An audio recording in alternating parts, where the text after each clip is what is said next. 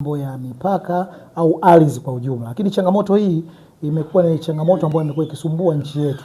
Unahisi labda wewe kwa nafasi uliokuwa nayo utaenda kutibu hii changamoto ambayo ipo katika mitaa yetu? Yes, tunatibu na hata pia tumepunguza kwa asilimia kubwa sana.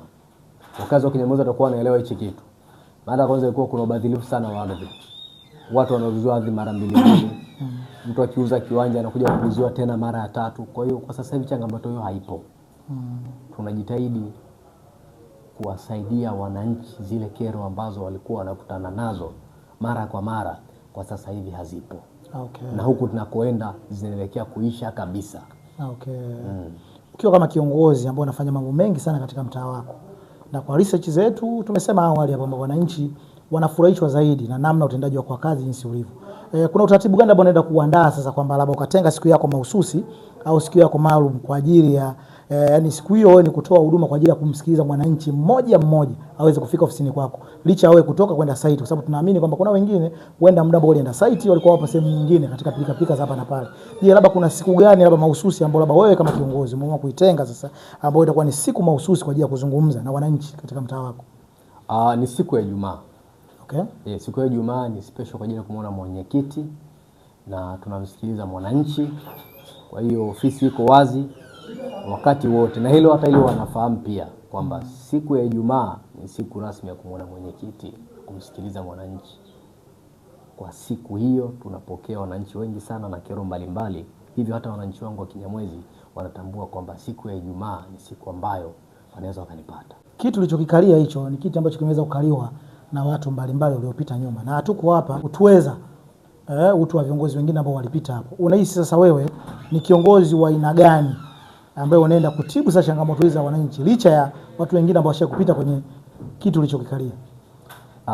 Sababu kuu kubwa ni kuhakikisha wananchi tunawahudumia vile Mheshimiwa Rais alivyotuagiza. Lengo kuu kubwa ni kuhakikisha wananchi hawa wanapata huduma bora zaidi kiachilia na huko nyuma. Tukichukulia madhaifu wa wenzetu, tunao mwaka huu tunayarekebisha ili tuweze kutoa huduma bora zaidi. Nini rai yako sasa kwa wananchi au wakazi wa Kinyamwezi ambao wanazidi kukumbwa na changamoto mbalimbali, wengine huenda bado hawajafika ofisini kwako? Nini wafanye ili waweze kukuta ofisini kwako? Mimi nafikiri kikubwa ni mawasiliano na pia ukaribu wa mwenyekiti na wananchi. Ndicho kitu ambacho kinaweza kikaunganisha ili tuweze kuwasiliana kwa ukaribu. Mawasiliano ni kitu bora sana. Okay. Yes, kwa hiyo tunapowasiliana kwa ukaribu zaidi pia tunaweza tukatatua changamoto na kuhakikisha kwamba changamoto zote zinaisha ndani ya mtaa wa Kinyamwezi. Okay. Usalama katika mtaa wako wa Kinyamwezi ukoje kwa sasa? Usalama uko vizuri, ulinzi shirikishi wapo, wanafanya kazi. Mimi mwenyewe nikiwa kama mwenyekiti wa ulinzi na usalama na hakikisha kwanza mtaa wangu uko salama, na pia vile vile na askari wa kutosha. Kwa hiyo mtaa uko salama kabisa. Mwaka mpya amekuwa anaandaa labda tafrija kidogo kwa ajili ya kushiriki na watu wenye changamoto za mahitaji maalum. Je, kwako wewe hiyo imekaaje? Kuna namna labda umeweza kuandaa kuweza kukaa na wananchi wako hususan wale wenye matatizo mbalimbali, au labda kwako wewe imekaaje? Okay. Katika kusherehekea mwaka mpya huu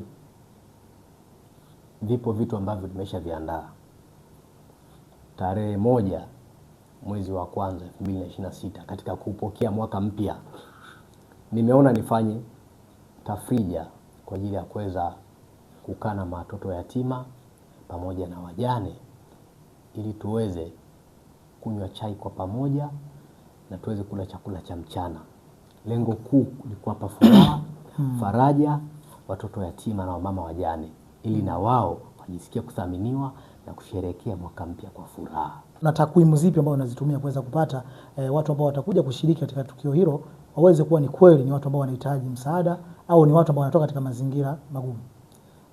Katika kusherehekea mwaka huu mpya tunapenda kutafuta watoto yatima pamoja na mama wajane wenye uhitaji katika kata yetu ya Pugu na ndani ya mitaa yetu hii mitano. Nilishaongea na wenyekiti wenzangu, nilishatoa matangazo ndani ya mitaa hii mitano. Tunahakikisha kila mtaa tunapata watoto na wamama wajane ili tuweze kusherehekea kwa pamoja. Na kila mtoto yatima ambaye anasoma tutampa madaftari, kalamu pamoja na begi, yani namaanisha stationery, vifaa vyote vya shuleni ili aweze kwenda kusoma ili angalau ajisikie na furaha. Okay. Lakini pia kwa mama mjane tutakunywa naye chai, lakini pia atakula chakula cha mchana, lakini pia tutapata picha naye, lakini ni kitu kingine atapata mchele pamoja na sukari. Okay. Ili kuendelea kumpa faraja mama mjane asijisikie mpweke. Hakika serikali hii ya mtaa imeliona hilo na inaenda kulifanya. Ni jambo ambalo litakuwa lina muendelezo au labda ni kwa msimu huu pekee yake? Ni jambo ambalo litakuwa la muendelezo. Kila mwaka mpya. Okay. Lazima tunafanya hivyo. Ili kuhakikisha tunakaa na wamama wajane na watoto yatima ili kuwapa furaha. Okay. Tunapokuwa nao watajihisi kama wako na wazazi wao. Kazi wa maeneo ya Kinyamwezi, waambie kitu chochote kile kwenda kuwatakia kila heri. Kwa kazi wangu wa Kinyamwezi napenda kuwatakia heri ya mwaka mpya, tusherehekee kwa amani, tuweze kulinda taifa letu, tuweze kulinda Kinyamwezi yetu, tuweze kulinda rasilimali zetu, tupokee mwaka mpya kwa furaha. Mambo yaliyofanyika 2025 tuachane nayo, tuende katika mambo ya 2026 ambayo yatakuwa ni mema na mazuri. Okay, shukrani sana kwa muda wako. Asante sana. Na mtazamaji wa Sanga Media, dhumuni letu au lengo ni kwa ajili ya kuwapitia watu mbalimbali, watu ambao wanaenda kugusa wananchi mbalimbali. Kwa lengo letu sisi ni kufika kwenda kuwatafuta ndugu zetu wenye vita serikali za mtaa ama diwani, wabunge, kuweza kuzungumza nao. Tunapita kwa ajili ya kuzungumza nao waweze kutuambia namna wanavyoenda kushiriki mambo yao mbalimbali pamoja na wananchi. Nini unatakiwa kufanya? Ni kuendelea kusubscribe channel yetu ili uweze kuwa wa kwanza kuweza kupata taarifa zetu mbalimbali.